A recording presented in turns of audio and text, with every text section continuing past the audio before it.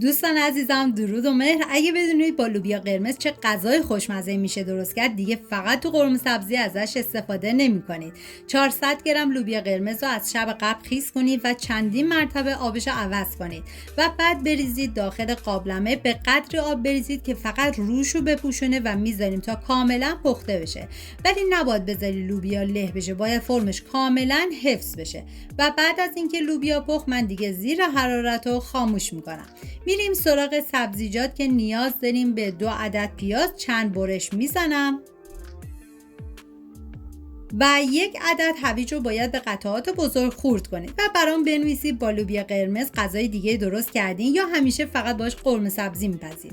و 1 عدد فلفل دلمه‌ای رو نیازی نیست که خیلی ریز کنیم، طبق تصویر برش بزنید.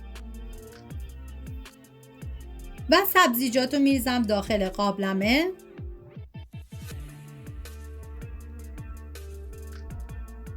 و تا جایی آب اضافه کنید تا 2 سانت بالاتر از سبزیجات باشه و میذاریم به مدت 20 دقیقه بپزه.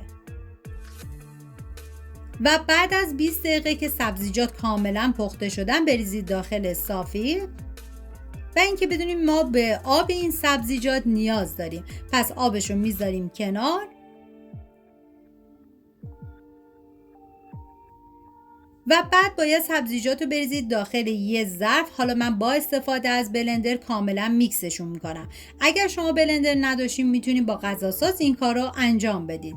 زمانی هم که دارین مواد رو میکس میکنید، اگر دیدین که کمی سفته، مقداری از آب سبزیجات رو بهش اضافه کنید و بهتون پیشنهاد میکنم دست به کار بشین این غذای گیاهی فوق العاده خوشمزه رو درست کنید. حتی عزیزانی هم که عاشق گوشتن، مطمئنم با یه بار خوردن این غذا عاشقش میشن.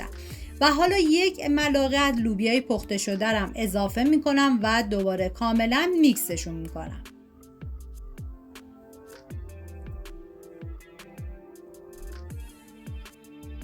و ما نیاز به سیر داریم که من سیر رو با دنده ریز کاملا رنده میکنم و حتی شما میتونید سیر رو ریز کنید. این دیگه کاملا سلیقه‌ایه.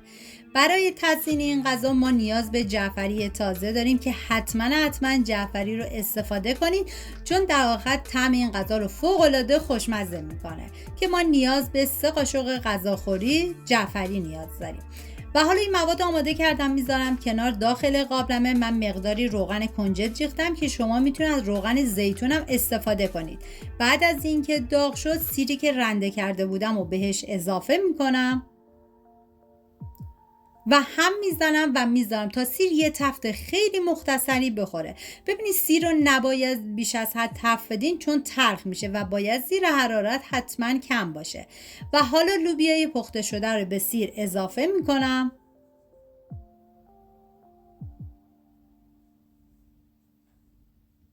و هم میزنم و میذارم یه تفت خیلی مختصری بخوره.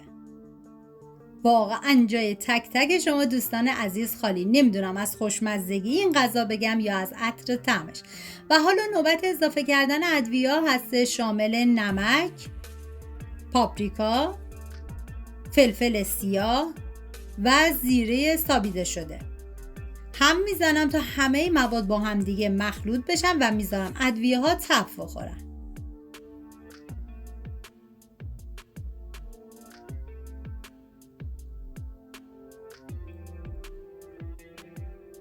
و حالا سبزیجات پوره شده رم به لوبیا اضافه میکنم و آب سبزیجات. ببینید زمانی که آب سبزیجات اضافه کردید، باید هم بزنید و بذارید به مدت 20 دقیقه با حرارت کم این خوراکمون کاملا جا بیفته.